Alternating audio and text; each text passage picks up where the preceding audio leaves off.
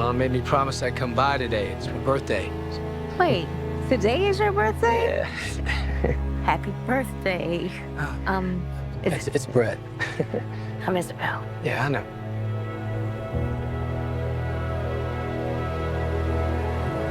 Most relationships end. Friendships, romances, they break.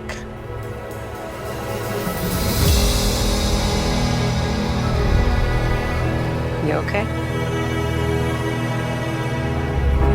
If you look closely, you'll find something tragic was happening. Are you interested in writing something for us? I don't do assignments anymore. Yeah, you're a better writer than most people do anything. Have you heard the tapes? No. Of what? Sanford Police Department, this is Sean. Hey, we've had some break-ins in my neighborhood, and there's a real suspicious guy. Looks like he's up to no good or something. I want to be in the story. Really inside the story. And build a thesis that shows how all of this is linked. I gotta be honest with you, I don't understand. I don't see it. You go and write your stories. Folks need to know about this. You're trying to make sense of racism, but your thesis is flawed. It was all lies. They knew we weren't inferior. You don't escape trauma by ignoring it. You escape trauma by confronting it. I don't write questions. I write answers.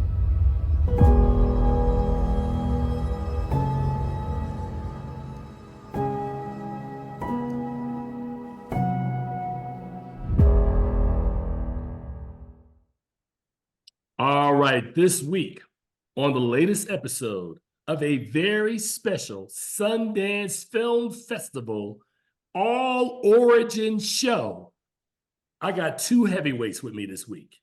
Of course, Charles Kirkland Jr. is with me every week.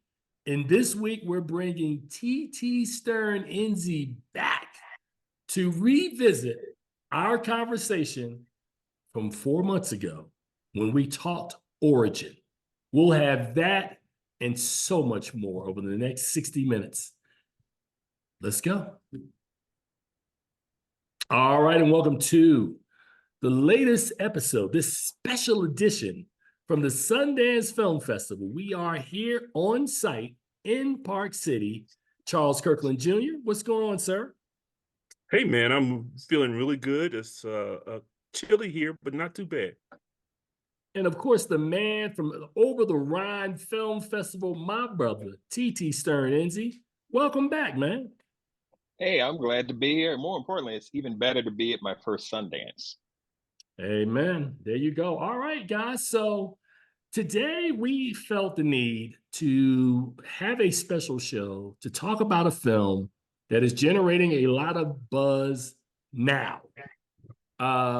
It was a film we saw at the Toronto International Film Festival back in early September, and we'll tell you what our initial thoughts were or share them with you again. But to a man, every one of us thought that that was a really good film. Am I wrong? #1 film on my top 10 list for the year. No qualms about it at all. Charles Kirkland? I think it also was my #1 film for 2023. Yeah. And when we talked about it last month, I shared it was my #1 film. So I know people at home are going, well, why are you guys talking about Origin again? It's already, you guys have been talking about it for months. Why are you talking about it again? Well, we're talking about it again because a report surfaced, and I think we, amongst us, we shared it yesterday, that it appears that Ava Duvernay has been really out there pushing this film. I mean, there've been special screenings set up with Frances Fisher, with Angelina Jolie, and other heavyweights in the industry. And I think what we're hearing now, about maybe 5 or 6 days before Oscar nominations are announced, that Aunjanue Ellis may secure that Best Actress spot that I thought she deserved all along. As it relates to Ava DuVernay for director, that's going to be an uphill battle, at least in my opinion. But I do think that it has a really solid shot of getting one of the 10 Best Picture nominations when nominations are announced on the 23rd of January. What say both of you? And I'll start with you, TT. What do you think this film's chances are, even coming up late, despite the fact that we all agree that Neon, which purchased the film at Venice, hasn't done the best job of marketing this film? Yeah, I would agree with you. I think at this stage, looking at those major categories, the strongest chance that it has to secure a definite nomination is probably going to be in Best Picture. More opportunities there. If you had told me in September that Ava was going to have a hard time getting a director's nod out of this, I would not have believed it at all. I honestly really expected that they were going to use that momentum coming out of Venice, the role that they had coming into Toronto, that they would have been ready to really push this, get it in front of people early. And honestly, I'm flabbergasted by the fact that none of those things happen, and we now find ourselves in the situation we're in now, where we're questioning where. I mean, to be quite honest, I'm not even sure about Aunjanue with the Best Actress nomination. I mean, I want her to get it, but again, without a lot of push and a lot of backing behind it, that's going to be an uphill climb. Charles? I feel the same way. It's kind of late. And I understand that Ava's been doing all this work trying to get people to sign on for her movie. I see that the Critics' Choice just announced the seal of female empowerment for the film, which is great. But it's really late in the game, and I don't know if it's. I mean, I hope it works, but it's a shame that she had to do all this to make it happen. All right, well, let's dive back into this film and just give it a little context for people who may not have heard both TT and I back in September, or nor had heard Charles and I back in December talk about this film, right? So, of course, the context is that we all went to what they call a press and industry screening of it in Toronto. It was like the first screening they had that was minus the premiere, right? So we get in there. My recollections was, I'm not sure if it was a packed house, but I would say that it was about maybe 80% full. Does that sound about right? That does. Yeah. All right. There was a lot of anticipation because all three of us had seen American Fiction the day before, right? So this is like you're connecting the dots, seeing some of the larger titles that have African-American participation. Sit down. I'm a big fan of Ava DuVernay's. I've seen every film she's ever put out. So I'm eagerly awaiting this one. There'd been a lot of buzz about it. Watch the film. Film 3-act structure, of course, tells the story we'll talk a little bit about based on the book Caste, The Origins of Our Discontent. Of course, Aunjanue Ellis portrays Isabel Wilkerson, dealing with her own personal tragedies while she's in the process of researching around the world this story that differentiates racism versus caste, right? Some of it shot in Germany, some of it shot in India. I thought Niecy Nash, of course, who has a supporting role in this, was absolutely fantastic. Jon Bernthal, who plays her husband in the film, Aunjanue Ellis' husband, of course, is really, really strong. I thought the screenplay was amazing. I really, all in all, I thought the screenplay was great. We talk about the 3-act structure. By the time you get to the 3rd act, I'll let both Charles and TT speak for themselves. Tim Gordon's holding back tears watching this film. Subsequently, when I watched it the second time, Tim Gordon did not hold back tears and cried. I mean, it's just soul crushing, man. It's like I said then, which is what I'll say now. It feels like it was a punch to the soul. Like it was just such a powerful, emotional experience watching this film. And I'll conclude with, I said at the time, which I still agree with, not only was it my #1 film of the year, I thought it was the best film Ava DuVernay's ever done. And she's done Selma and 13 and other strong stories that I've really enjoyed. Charles, I'll start with you. Me, you, and TT all sat literally almost like next to each other watching this film. And then you and I have watched it again back in Los Angeles, man. Share your feelings or recollections from that screening and your first impressions of what you thought about Origin.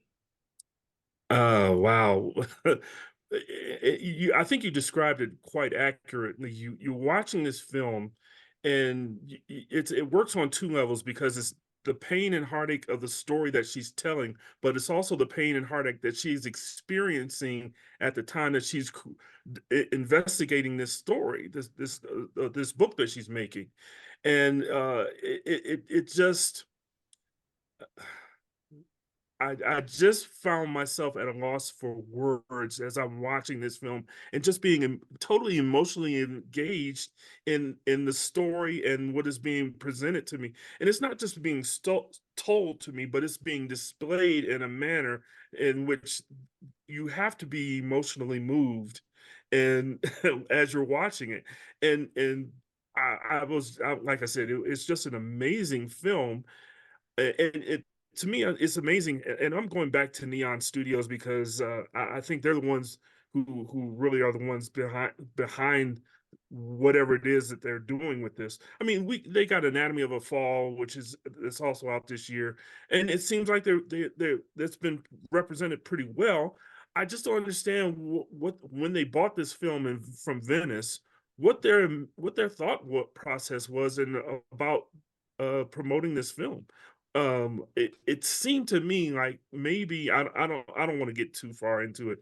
Maybe we'll discuss it later. But the film is just like you said, I definitely believe that this is the best film that Ava DuVernay has ever done. And it's unbelievable that people haven't seen it. TT. Yeah. I'm definitely with you guys. I can still remember again us sitting in that P&I screening in Toronto. You know, about a third of the way into it, you start to feel the emotion. It's starting to move me, and I just remember just giving up on the whole fight of like holding back the tears. I was just like, you know what? I don't care. I'm going to lean into this and let it flow. And they flowed probably through the last 2/3 of the film just freely. It just felt like that's what you needed to do with this story. And again, Charles, you're right. That whole idea of the structure, I think it was genius for Ava DuVernay to just kind of say, okay, wait a minute, I'm not going to do a straight documentary, which you could do on the book itself, right? But I'm going to instead sort of focus on the idea of there's this Black female academic's journey, you know, a Black intellectual kind of saying, wait a minute, I'm seeing this thing in the world. I want to figure out what the issues are, write the story for it, but I'm also dealing with all of these very personal issues in my own life at the same time. So to understand and to see the nuance of being able to say, okay, yes, there's the big philosophical story, but I'm also going to hit you with that emotional, personal element to it as well. There was no better way to tell that story. No better way. And again, it just hit you again and again and again. And I kind of actually loved the idea of being able to go, not just when we talked about it here, but, you know, when I went back to Cincinnati, I'm talking about it on WVXU, you know, Fox 19, and everywhere I go, I'm telling everybody the same story that I'm sharing right now. It's like, yeah, you sit in the theater, you're moved, and you shouldn't try to hold back the tears. You need to cry. You need to feel everything that Ava obviously wanted you to feel while you're watching the film. So I'm like, that all of that together, makes me again question, again, like you said, Charles, this makes me question Neon, because they had a film that moved people like this. They had us talking about it in this way. For them to not take all of that together and say, okay, well, wait a minute, we can build a strategy around this and make sure that everybody knows that this is the story. You need your tissues, you need to settle in with it. They could have done something, anything, versus waiting as long as they have, and again, really almost kind of forcing Ava's hand. Ava is doing her own campaign, and we've Yeah. seen that work before. But you shouldn't have to do that, especially not for a film like this. Just shouldn't have to do it. All right, so I had the go I don't ahead. know if it's the pleasure or pain of sitting in an Oscar panel on Monday night where we're discussing pick the winners, who's going to be nominated, who's going to win, I'll say this. There were 3 Black people on the panel, and only 2 of us had even seen the movie. There's a total of 16 people on the panel, and no one had seen. Well, I take that back. There were 2 other people who had seen it, other than the 2 African Americans on the panel. And I was like, this panel is counterfeit. I had to say, if you have not seen Origin, then you can't really we can't really have a true discussion about the best movies of 2023 without having seen this film. All right, so we're gonna get back to Ava and her participation in some of the other cast members. What I wanted to talk about is what I think is one of the most underrated actors that is working in film today. And of course, I'm talking about the great Aunjanue Ellis-Taylor. Now, for people at home who are saying, Ellis-Taylor, when did this Taylor come about? I read an interview or heard an interview that she said that she's paying homage to her mother. So she took her mother's name and attached it to her own. So we now refer to this woman as Aunjanue Ellis-Taylor. Now, let's talk a little bit about this woman and the reason why I call her so underrated. Over the years, I know people recently have seen her and When They See Us, of course, which is also another Ava DuVernay property. She was also great in Lovecraft Country. I've been watching Aunjanue Ellis for a minute, man, in films like Men of Honor, Undercover Brother. Of course, she was brilliant in Ray. The Express, the Ernie Davis story, the Taking of Pelham 1, 2, 3. She was actually in The Help, and she was pretty good. The Birth of a Nation, Nate Parker's film. If Beale Street Can Talk. And of course, she won the Black Reel Award a couple of years ago for King Richard. This woman, and I've also forgot the Clark sisters, First Lady of Gospel. I mean, Right. Aunjanue Ellis has been great almost in literally everything I've seen her in. I can't ever remember having seen a bad Aunjanue Ellis-Taylor performance. I don't know if I ever have. And I remember I met her and spoke with her briefly at last year, or actually a couple of years ago at the Critics' Choice, when King Richard was up, and told her, I really appreciate her work. While, Will Smith, of course, garnered lots of accolades, she matched him and stood up to him in her portrayal in that film. So for people who are now discovering who Aunjanue Ellis-Taylor is, it's not a mystery, man. If you just go through her filmography, she's great in almost everything she's ever done, at least as far as I'm concerned. She is the consummate actor. And, I heard TT say, and you might be correct, that, we're not really feeling really positive about this experience with not just Ava DuVernay, but with Ellis-Taylor, with Niecy Nash, with the screenplay, director or picture. And to your point, TT, you would think these were foregone conclusions when we saw this movie in September. I'm like, of course, Ava DuVernay. And I remember reviewing this for WETA TV here locally in DC. And I said, man, she stands a great opportunity. And I should have added, if marketed correctly, that she would have had an opportunity to have been the first Black woman to ever been nominated for Best Director. I just don't see that happening. And not to beat a dead horse, but this is literally all on the feet of Neon. That you guys didn't run the campaign that people that we thought and people who have seen this film thought the type of campaign you should have run to respect these actors. TT, I'm going to start with you this time. Aunjanue Ellis, man, just how good is she in this film? She is, if she's not in every frame, she hovers over every single frame.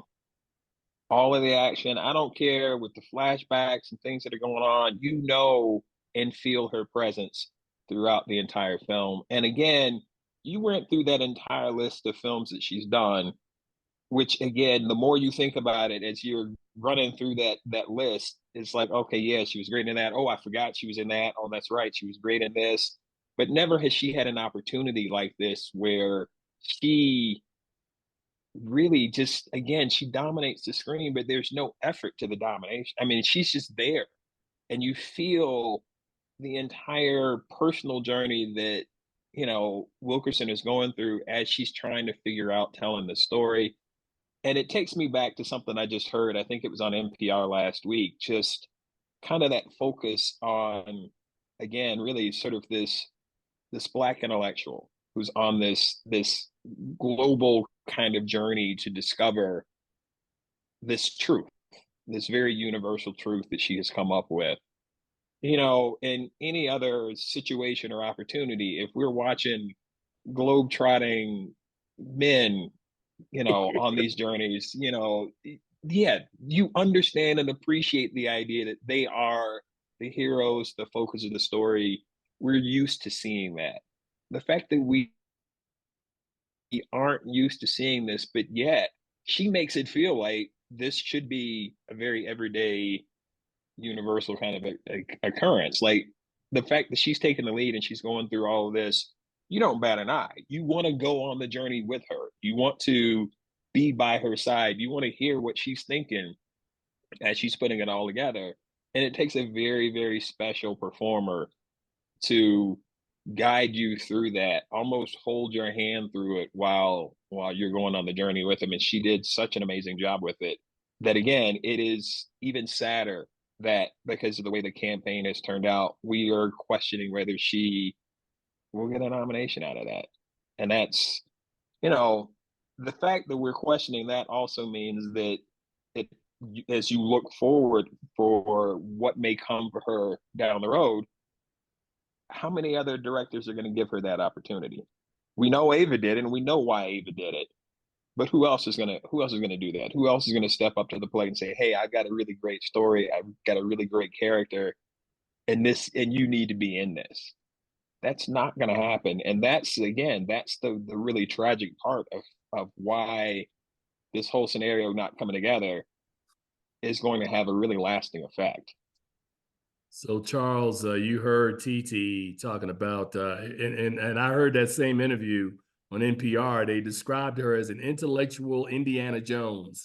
You know, we talked about just how good she is, man. You know, I heard an interview with Aunjanue Ellis-Taylor where she pretty much said that she poured everything she had into this role, and it's interesting as TT talks about her intellectual journey. She's so regal in this film. I mean, there's not one instance that Ava put on film that you don't believe her journey, you don't feel her pain, the emotion that she goes through, in an almost Herculean way of dealing with her own grief while helping us to understand the grief of so many others that precede her. Just talk about, Charles, in your own words, how special you think Aunjanue Ellis's performance is and make the case for her as an actress who should pull enough heartstrings and enough votes in order to get a best actress nomination, which to me is the least of what she deserves. Well, let's look at the filmography for a second. And in her filmography, she's always had these roles where she's playing opposite someone, a male counterpart. And even earlier in this, and Aunjanue doesn't limit herself to movies. She's on television and movies and does them both well. She was across from Timothy Oliphant earlier this year in the Justified series, which was fantastic. But in this film, this is where she is the star. There's no foil that she's acting across from. It's all her. And just to see her as she embodies she wears the pain that we're all wearing, but she deals with it so smartly, intelligently. That one scene where she has the guy come in to fix her pipes, and we can we instantly see that he's not on her side, but the way that she just intelligently, because we all were like, oh man, I would just cuss this dude out, but she just intelligently reaches to the man, touches him in a way that inspires him to look past the color of her skin and actually deal with her. And Aunjanue just communicates that whole scene so well through the words that she uses, but we see her face, her reaction on her face, and how she processes it in an instant to change and say, I'm not going to get into this. I need to get this done. She's fantastic in this film and everything that she does, and it's not just that one scene, it's through the whole film. Her body, her face, her words, everything that she does, it's just fantastic. That's all I can say. All right, so that's we talked about the brilliance of Aunjanue Ellis-Taylor, but the other person who I think really shines in a supporting role, of course, is Niecy Nash-Betts. Don't leave the Betts out. Niecy Nash-Betts literally just won an Emmy early this week. Niecy Nash-Betts, who is in her third Ava Duvernay project. Of course, she was in Selma. Of course, she was in When They See Us. How do I describe Niecy Nash? Niecy Nash's role initially starts off as something of more or less a person to help keep Isabel Wilkerson on track initially, right?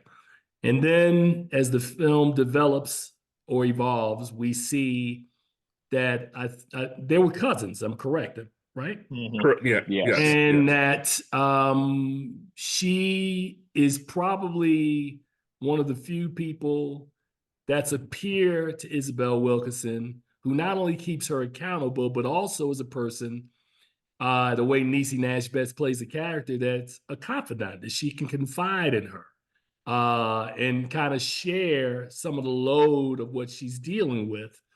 I just thought that Niecy Nash-Betts, who for years has been doing stuff like Claws that I've watched, and Reno 911 and some of these other things that I thought are throwaways, this sister can act, man. I mean, I've watched her, like Soul Man. I've watched her do what I call, and I'm not saying that she's not doing good work, but she's doing the equivalent of what I call, I'm not going to call it throwaway because I'm not going to disrespect the work that she's doing, but she's such a great dramatic actress, man. I'm surprised over the last 5 or 6 or 7 years of watching Niecy Nash-Betts work. I'm like, man, this sister has a lot of talent. Charles, am I right?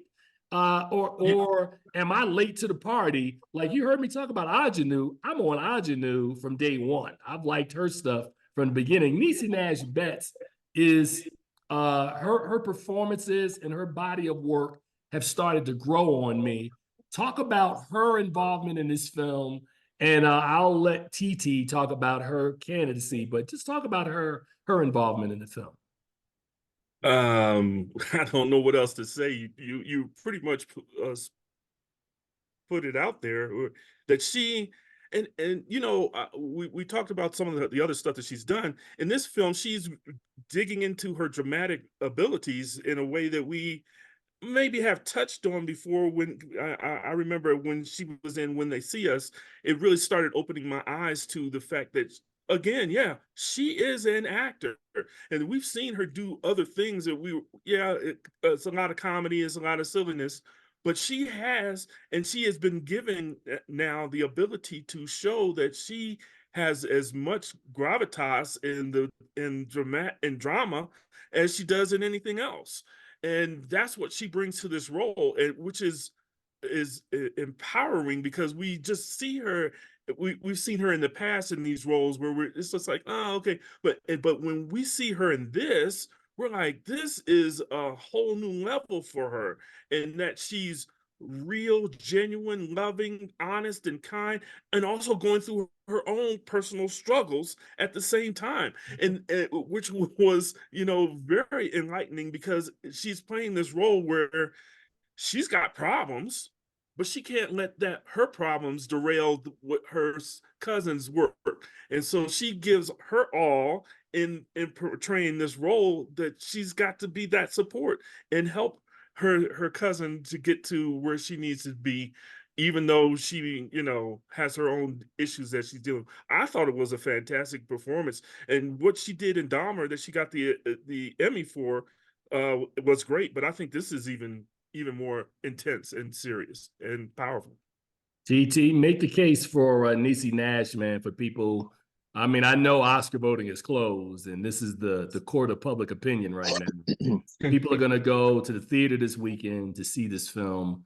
Tell them about how electric Niecy Nash is, not just in Niecy Nash-Betts is, not just in this film, but you just heard Charles talk about Dahmer, When They See Us. You've heard me make the case, man. The last several years, man, she is starting to grow as an actor in my eyes. Her dramatic work, very, very good. Very good. Yeah, no, I totally agree with everything you guys have said, but I think there's this other element that she's bringing to it now. I mean, she's been sort of that, sometimes the heart, sometimes the soul that you need to help kind of push and guide either an individual character or the story along as well. But I think the other piece that kind of gets forgotten, but that this film totally brings out, is that not only is she that heart and soul kind of extra element to it, but because we're talking about such an intellectual journey as well, to know and appreciate, and you watch her with Aunjanue Ellis-Taylor together as they're kind of talking through the project and why the project is so important. You see that there's this, again, this whole intellectual side to it too, that she's kind of combining all of the elements that you need to bring to make a role like this work. And again, she's been doing this the last 4 or 5 years. If we look at these performances and these roles, and now that she's getting this acclaim, we're seeing that she's bringing the full package together. You know, it started out in the beginning, it was the comedic stuff, it was the silly stuff. And to be quite honest, I'm sure if we were to go back and look at some of those pieces, we would see that she was doing the same thing there too, but it wasn't given that kind of focus. Now with the more dramatic roles, she's still doing the same work, but now we're seeing it in a different light. And I think that's the thing now. She's taking full advantage of the spotlight that she has in these dramatic roles to sort of say, okay, wait a minute, you guys didn't think I could do all of this.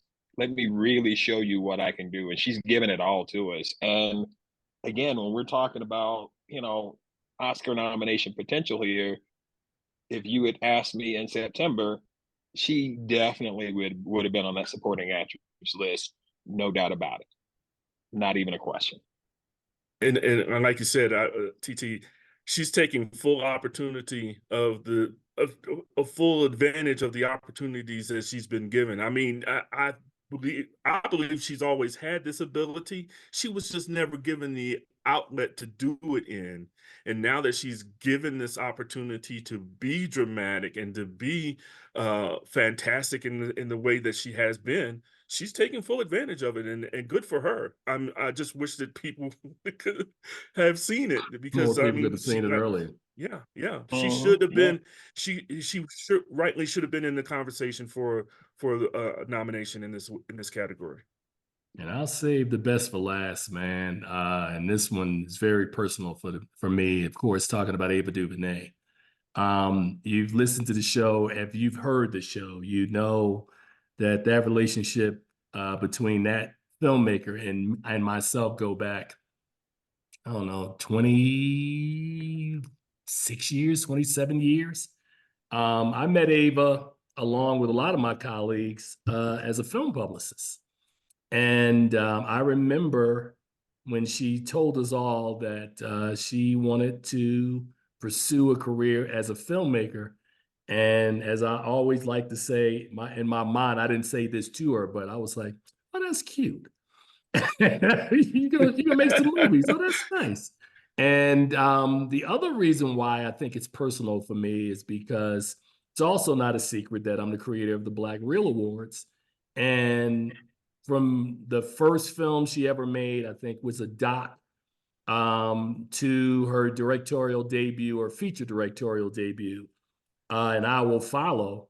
We've been there every step of the way, charting her films, making sure that those films get nominated with our voting academy, which both TT and Charles are a part of, voting for the films that Ava's put out, whether it's Selma, whether it's the 13th, When They See Us, even A Wrinkle in Time. If people thought that was a film that deserved some attention. And of course, now as we move closer to this film, and to watch Ava's journey from the beginning of when I first met her, to watch her journey with some of her earlier films, when you could see that, and you could see pretty quickly that she was going to put it together as a writer, director, and producer, and starting to as a storyteller. I thought 13th was an amazing doc. I remember watching that doc. I remember I do a monthly film series at my church, and I remember showing that doc and having a whole panel around the story that Abel was kind of putting together. Charles, were you there for that when I did I that? was not. No. Okay, yeah. So I know because you've attended some of those. I'll just say on a personal note that Ava, I know, has been nominated by us. I would say, and I could be off a number or two, but she's at least got 14 nominations for Black Reel Awards from us. And I know she's probably won, I would say, because I don't keep the direct numbers. I'm not Cordell Martin, who's a machine and can just give you these numbers. I know she's won at least 4 times by us, right?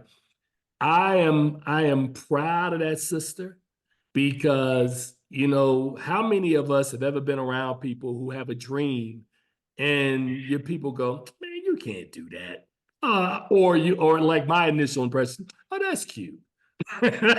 But Ava DuVernay has stayed the course, right? Even her Colin Kaepernick film, which I thought was absolutely amazing, and to see her in this moment, that's another part of the frustration that not just the three of us, but many of our brethren in the film community feel, who know Ava, that she deserves this moment, man. You've made an amazing film. And when I say you made an amazing film, TT and Charles will tell you, making an amazing film ain't easy. It does not happen a lot. There are so many movies that are made that just flat out aren't good. And then there's another huge swath of movies that are made that are just kind of, you made a movie, it's a middle of the road film. I'll probably forget it in a couple of years. But the people who make really good work that moves you, that can make you angry, that can draw this level of emotion, that I can watch a movie over and over, and every time I get to a certain section of the film, I'm sitting there sobbing. I'm not crying. I'm sobbing, watching the story that you are laying out for us. I just feel for Ava DuVernay, if her name is not called, And if her film doesn't receive enough nominations next week, it got Black Reel Award nominations. It got nominations by every other group. But let's be real about this, man. And I hate to say it, as a guy who runs an awards organization, Oscar is the prize. It's the prize. I mean, I would be hating if I said anything else otherwise. Oscar's the prize. And for Ava DuVernay and for Origin, it deserved the prize. TT, I'll start with you, man. Talk about Ava DuVernay's drive, what you've watched from her over the years, and take us from that part to the moment of where we are right now, as we are, as I said, days before the envelopes are announced and these nominations are announced. She deserves this moment, man, but does she really have a shot to get it? You know, I don't want to think about it in those terms. We've been talking about it this whole time, just about the Oscars and the possibility of nominations and all that. I want to step back for a moment. Again, you brought up that whole personal connection that we all, in one way or another, may have with her. Mm-hmm. For me, that relationship is just about watching her in the grind. And that's what it is. It's a grind. But the thing is, starting out as a publicist, knowing that you needed to connect with people along the way, she and Barry Jenkins together, for me, illustrate the best examples of that. Because when their first films came out, and, you know, they were obviously on the come up, trying to get that attention. I had a little educational nonprofit. I was going into schools and community centers and showing their work and exposing their work to teens in troubled situations. And I would get on social media, you know, after doing a session with my kids, and I'd be like, hey, just showed this great film from Ava, you know, to a group of students. Here's some of the reactions. And it never failed that if I put something out there, she would reach out and she would thank me for exposing her work to those students. She would always want to know a little bit more. Okay, well, what did they think about this? We would have conversations about her work and what it meant to the audience. So she understands. And again, yes, she wants the Oscar just like everybody else. She wants that acclaim. She wants to be able to bask in that moment that she truly deserves. But I feel like she's not going to get caught up in striving for that moment. Right. Because at the end of the day, no matter what happens on Tuesday of next week, she's going to turn right back around. She's going to find another project that she can pour her heart and soul into. And she's going to give us more work that we will be talking and crying and sharing with other people. And she'll be just as happy knowing that her work has touched people like that as she will be if she gets an Oscar nomination or eventually gets an Oscar, because that's going to come. But you know what? I got to say, she appreciates all of the love that comes along the way. So as long as we keep giving that love out and we keep letting people know about it, you know, when the final time does come, she'll be able to enjoy it. But I think she's going to enjoy every little bit of it along the way. And she should, because again, this is another film. I'm not even doing educational work like that anymore. But now that it is out and we're able to talk about it, I'm going to go back to Cincinnati and I'm gonna find some ways to expose students and people in Cincinnati to this film and to this story. And as soon as I do, I'm gonna talk about it on social media. I'm gonna let her know that I'm doing it, and I guarantee you, like I said, I'm gonna hear from her, and she'll be proud. Now, Charles, TT hits on an amazing point, and when you were saying that, it reminded me of I used to have conversations with Ava, and you know, we would talk about her deep love of movies, and this is before she was making movies, right?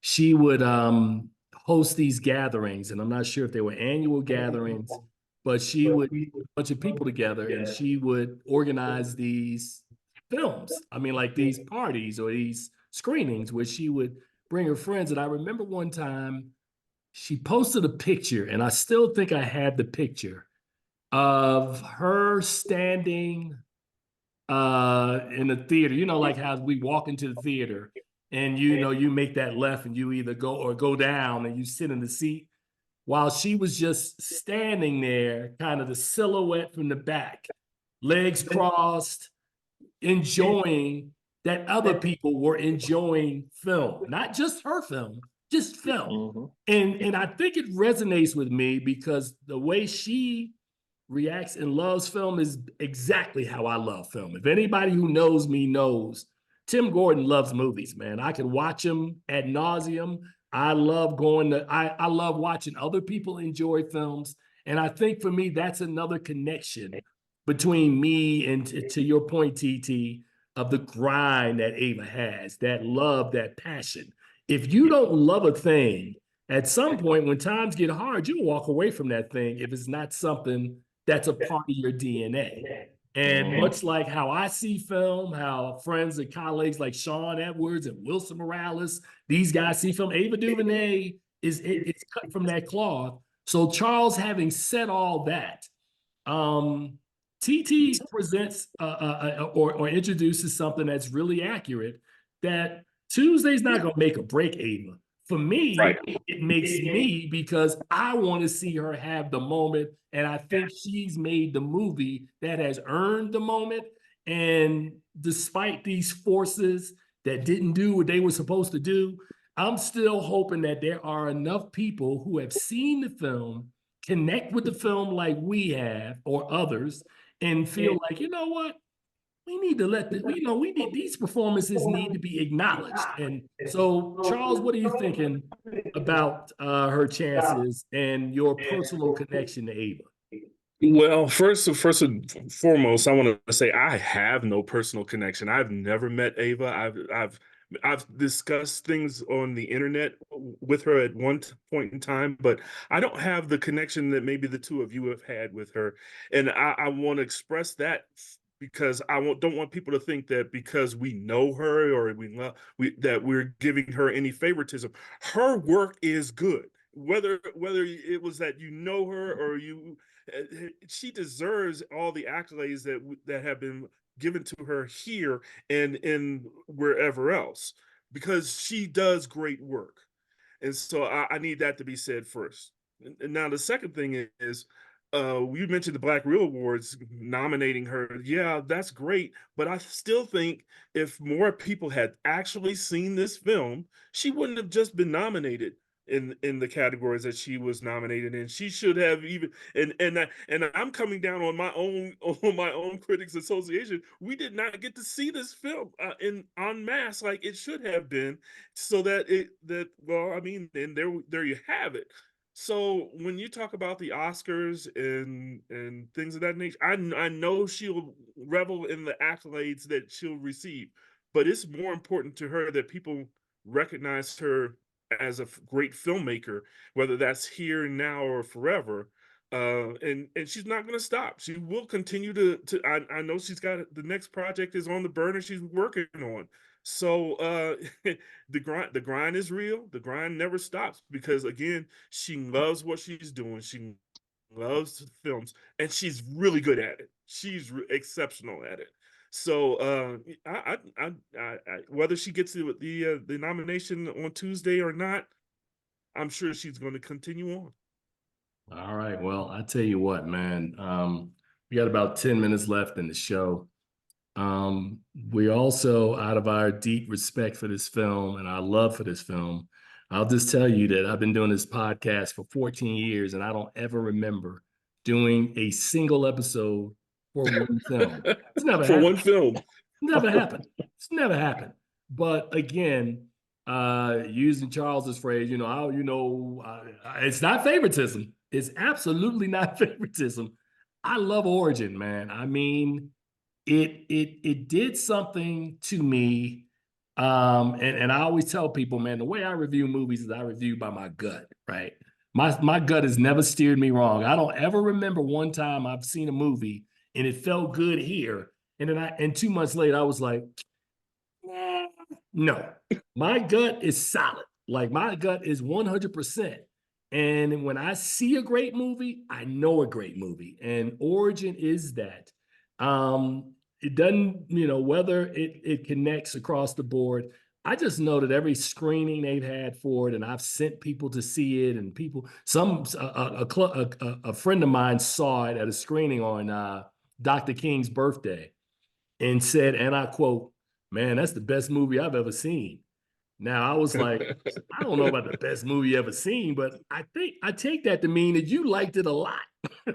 So, hey man, I agree. I think TT, I will say this, that I agree that TT really hit the nail on the head, that whether or not she gets invited to the party or not, which I'm hoping at worst case scenario at least gets a Best Picture nomination, so that she can be invited to be in the room, be a part of the next 6 weeks, the whole, all the events that go into being an Oscar nominee, that she can be a part of that and to be in the room because she's earned the right to be in the room. So Ava, from me to you, and I know a lot of this stuff you watch because we've had these conversations. I never forget, me and Travis did I guess we were talking about one of her movies, and she came in to do the interview, and she was like, "Yeah, I watch y'all guys talking and stuff, and we were checking y'all out." I was like, "All right." So in case you're watching, Ava, this is from me to you. Kudos to you. I know everybody's telling you how much they love this movie. I saw it at TIFF. It gripped me. It's been my #1 movie.